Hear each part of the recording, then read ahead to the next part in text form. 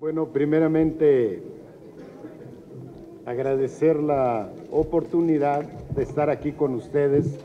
La verdad es que a veces en esas reuniones mañaneras del presidente pasaba de regreso rumbo a mi oficina por acá y sacaba cuentas que el horario coincidía con las reuniones del grupo parlamentario y siempre me sentí tentado a pasar a saludar y decirles que se les extraña, que fue una etapa particularmente grata mi estancia aquí en el Senado, compartiendo responsabilidades con ustedes.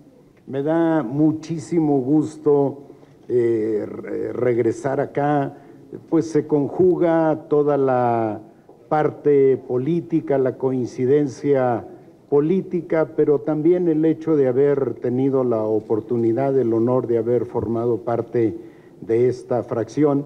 Así haya sido brevemente, lo registro como algo de lo más honroso en mi currículum. Así es que gracias por la invitación. Paso a comentarles de manera muy rápida para dar el mayor espacio posible a las preguntas, que es donde creo que pudiera ser más atinado en mi participación, dar respuesta a las inquietudes que ustedes tengan. Primeramente, 2 o 3 datos para dar idea de la dimensión de la problemática que tenemos en materia de inseguridad. Tal vez no fuese necesario citar ni una ni dos cifras, porque creo que todos padecemos diariamente las consecuencias de la inseguridad. Francamente, no creo que haya en el país a quien en los últimos años hayan sido ajenos a los acontecimientos de la inseguridad. A unos las balas les tocaron, a otros les pasaron rozando, a un vecino, a una vecina, a un amigo, a un familiar, pero pudiera sintetizarlo diciendo a ustedes que estamos viviendo una inseguridad no conocida desde los tiempos revolucionarios. Ese es el tamaño. Los altos niveles de violencia han generado enormes costos para el país. El Foro Económico Mundial estima que el costo de la inseguridad en su conjunto, no solo lo que se gasta en seguridad, sino los costos asociados a la inseguridad, alcanzan el 21% del PIB. El 21% del PIB, según el Foro Económico Mundial, y creo que con ese dato y el anterior bastaría para cerrar el capítulo del diagnóstico. No hay nada más, no hay nada mucho por agregar. Cientos de miles de personas han debido cambiar su modo de vida para adaptarse a los rigores de la inseguridad. También cientos de miles han debido migrar para ponerse al margen de las consecuencias de la inseguridad. Las acciones fundamentales, tenemos 8 ejes fundamentales, estratégicos para mejorar las condiciones de seguridad en el país. El primero de ellos es combatir la corrupción en los cuerpos de seguridad. Pero para ser exitosos en el combate a la corrupción en los cuerpos de seguridad, pues hay que combatir exitosamente la corrupción en la administración pública. Nada más para que se den una idea del problema, es una cifra pública, la he mencionado en otras ocasiones, y hoy, para darles una visión de conjunto, así sea rápidamente, les señalo La razón fundamental por la que el año 2000 las y los mexicanos decidimos dar paso a la alternancia fue fundamentalmente porque estábamos hartos de la corrupción. Nada más que el año 2000 nuestro país se encontraba en el lugar número 53 del ranking de corrupción mundial. No les estoy dando datos de Morena, porque ya saben que luego dicen que somos muy exagerados. No, son datos del Banco Mundial, del Fondo Monetario Internacional, de la OCDE, de Transparencia Internacional, un punto menos, un punto más. Estábamos en el lugar 53. 6 años después, no me lo voy a ahorrar, de la honestidad del PAN, del honestísimo PAN en el poder, el gobierno de Vicente Fox deja a nuestro país en el lugar número 70. 6 años después de las manos limpias del gobierno de Calderón, nuestro país se encuentra en el lugar número 100. A los 8 meses del gobierno de Peña, nuestro país está en el lugar número 107. El 2016 estamos en el lugar 123. El 17 en el 124 y el 2018 en el lugar 138, según cifras que salieron hace 2, 3, 4 semanas. Entonces, y si eso sucede en el país, tenemos que asumir que eso sucede en la administración pública, que eso refleja fundamentalmente los niveles de corrupción que hay en la administración pública, y si eso sucede en la administración, imagínense lo que sucede en los cuerpos de seguridad, que están particularmente estigmatizados por los altos niveles de corrupción. Consecuentemente, en la administración, consecuentemente, tenemos que aplicarnos a combatir la corrupción. Tenemos una ventaja en los cuerpos de seguridad. Dicen en los cuerpos de seguridad que no hay policías corruptos, que hay mandos corruptos.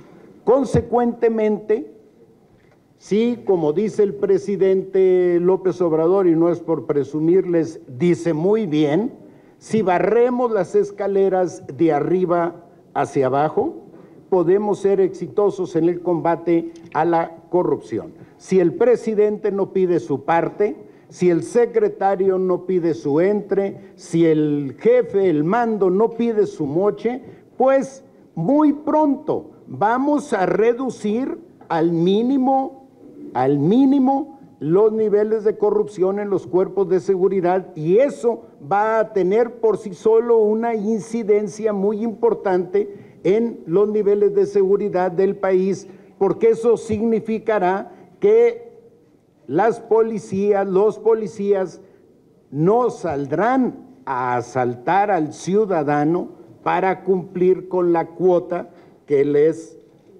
ha sido impuesta históricamente. Vamos a reclasificar la corrupción como delito grave, eliminar el fuero de funcionarios, proponer la Ley Federal de Combate a Conflictos de Interés y fortalecer los mecanismos fiscalizadores como la Secretaría de la Función Pública, la Asamblea Superior de la Federación y, por supuesto, la Unidad de Inteligencia Financiera. Aquí vamos a crear la Guardia Financiera como un instrumento para mejorar la eficacia en el combate a la corrupción. No solo a la corrupción, ahorita hablaré también al crimen organizado, o lo adelanto, porque pretender combatir al crimen organizado en el ámbito operativo es una ilusión, es una fantasía. Tenemos que combatir a las organizaciones criminales en su fortaleza económica, en sus finanzas, que es lo que les da capacidad para operar y es lo que les da capacidad para corromper, y a su vez es lo que les da capacidad para sobrevivir. He llegado yo a la conclusión de que no hay crimen organizado en México y eventualmente en el mundo que no avance de la mano de la protección policial. Pero al mismo tiempo no hay protección policial al crimen organizado que no vaya patrocinado o apadrinado por un alto político o por un alto funcionario. Eso se acabó. Y como ha dicho también el presidente López Obrador, es mocharle el copete a la corrupción. El segundo punto de la estrategia es garantizar empleo, educación, salud y bienestar. Si no tenemos capacidad como país para generar las oportunidades que demanda la sociedad, particularmente los jóvenes y particularmente oportunidades de sobrevivencia económica, no lograremos niveles adecuados de seguridad, así tengamos un policía en cada esquina. Consecuentemente, tenemos que superar la vieja visión, vieja de hace 2, 3, 4 o 5 sexenios, que basó la búsqueda de la seguridad en una estrategia basada exclusivamente en el recurso de la fuerza policial y militar. No somos ingenuos, la fuerza policial y militar es un recurso legítimo del Estado, pero no es, con mucho, el primer recurso. Es uno más de los recursos que tiene el Estado y debe ser invariablemente el último. Antes está la necesidad de modificar esta visión basada en el recurso de la fuerza para cambiarla por una visión amplia que nos permita ir a atender las causas profundas de carácter político, económico, social, cultural, particularmente económicas, que generan la inseguridad. No me detengo más en este tema, pero están ahí los programas de jóvenes, adultos mayores, becas, apoyo a discapacitados, etcétera, etcétera. Punto número 3, que nos distingue ya de otros gobiernos, es el pleno respeto y promoción de los derechos humanos. No vamos a utilizar la fuerza pública para reprimir, ni vamos a resolver los conflictos sociales reprimiendo a la población o a los manifestantes. Vamos a resolver esa problemática con trabajo político, con diálogo y con la respuesta correspondiente del gobierno de la República a esas demandas sociales. Aquí hemos insistido nosotros al proponer la creación de la Guardia Nacional, que uno de los ejes de su conformación será la capacitación, el conocimiento y la asimilación de una doctrina basada en el respeto y promoción de los derechos humanos. Número 4, regeneración ética de la sociedad. No solo está el combate a la corrupción. Buena parte de las razones que explican la inseguridad en el país es la pérdida de valores sociales. Y en esta regeneración ética de la sociedad, que se sintetiza en la promoción de la cartilla moral, encontraremos uno de los recursos muy importantes para avanzar exitosamente, eficazmente en el combate a la inseguridad. La regeneración ética no solo se refiere al ejercicio de un gobierno austero, honesto, transparente, incluyente, respetuoso de las libertades, sino también se refiere a la necesidad de remontar el grave deterioro del tejido social. Número 5 de la estrategia, vamos a formular el combate a las drogas. La política prohibicionista ni ha logrado reducir los niveles de consumo de drogas ahora no reguladas o prohibidas, ni ha logrado tampoco bajar los niveles de violencia. Vamos a promover iniciativas para regular el consumo, particularmente el consumo lúdico y médico de la marihuana. Vamos a acabar con la guerra contra las drogas por la vía de la represión y del uso de la fuerza policial y militar para enfrentarlo como un problema de salud pública y mediante la regulación de algunas drogas. Decía, miren ustedes, nuestro país limita al norte con 3,000, grosso modo, 3,500 kilómetros de frontera, grosso modo, pero Estados Unidos es el mayor consumidor de drogas en el mundo. Se estima que hay 27 millones de consumidores habituales. Obviamente, el problema del narcotráfico no lo vamos a resolver por la vía de la prohibición. Requerimos cambiar de enfoque.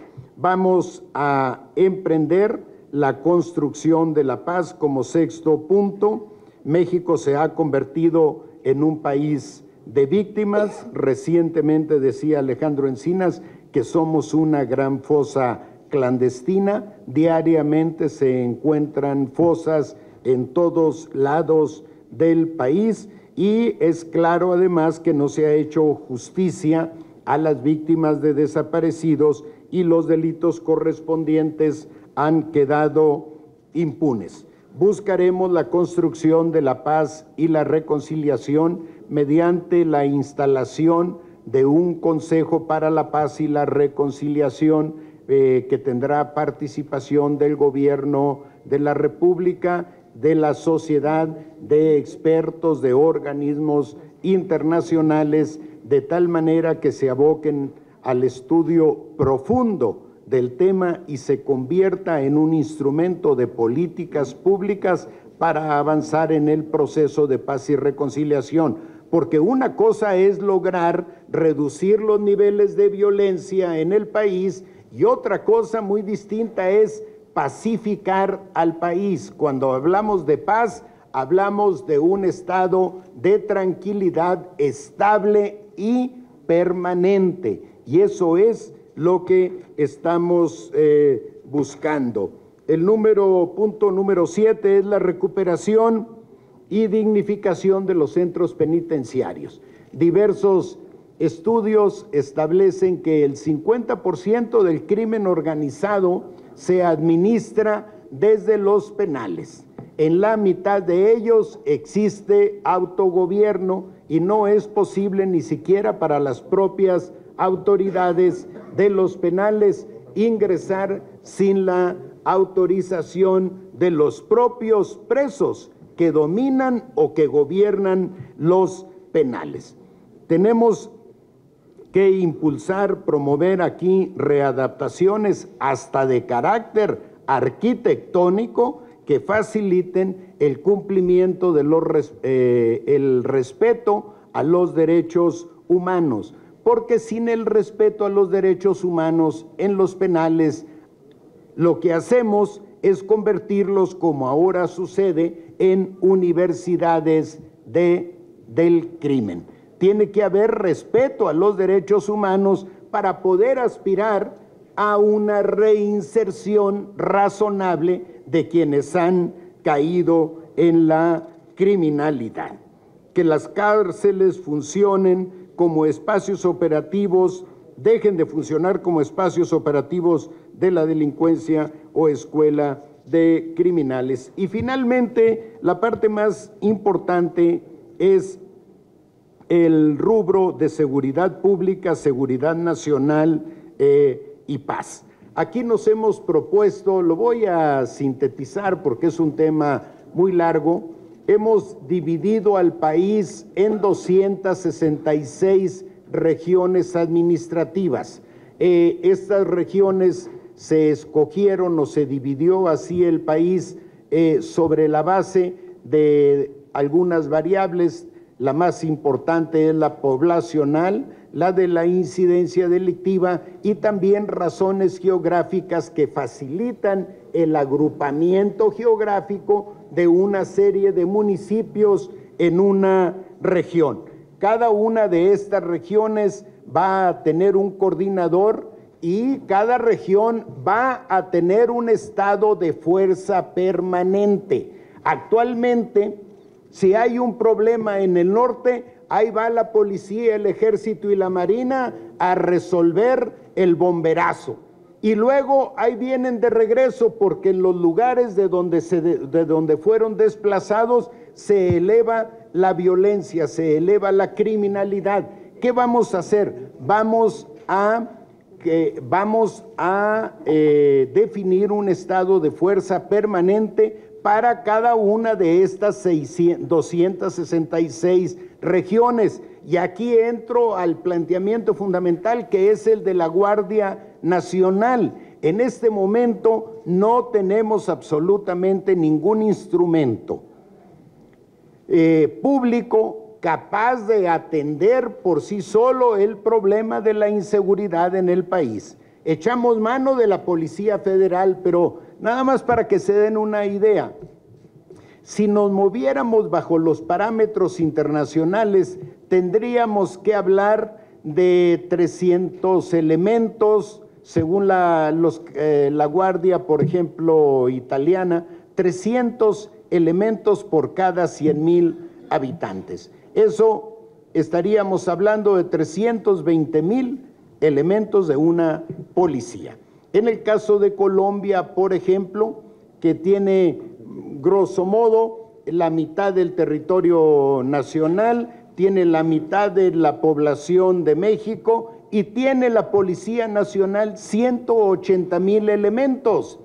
La Policía Federal tiene 37,000, de ellos un tercio son administrativos, otro tercio están en la prestación de servicios y solo un tercio, un poquito más, son operativos, que si los dividimos en 3 turnos nos quedamos con 7,000 policías por turno para cuidar un país de 2 millones y pico de kilómetros cuadrados y de casi 130 millones de habitantes. Es absurdo. Si nos fuéramos con el parámetro de la policía colombiana, requeriríamos una policía de 360,000 elementos.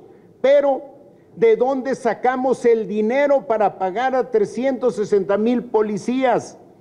Y por otro lado, tenemos un país que tiene un ejército de 214,000 elementos y una marina de 50,000 elementos, pero al mismo tiempo tenemos un país que en 100 años no ha tenido un conflicto internacional y no es previsible que resolvamos por la vía militar un eventual conflicto con el norte. Pues sería francamente absurdo. Pero lo mismo sucede a la inversa, que no podríamos resolverlo por la fuerza tampoco con el sur, por las mismas razones, pero en sentido inverso de lo que sucede en el norte. Consecuentemente, si somos un país de paz, que tiene problemas graves de inseguridad, pero no tiene conflictos internacionales, consecuentemente, la propuesta del presidente es replantear los objetivos de nuestras Fuerzas Armadas y convertirlos en ejércitos para la paz.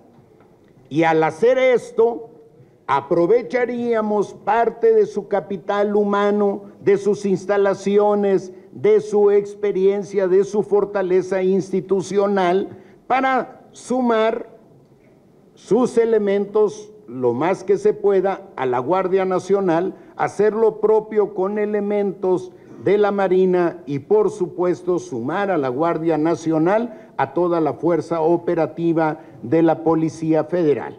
Eso, más el reclutamiento de 50,000 nuevos elementos, podríamos tener en el transcurso de 3 años, 4 máximo, una fuerza suficientemente capacitada de alrededor de 150,000 elementos. Y entonces podremos hablarnos al tú por tú con el crimen organizado.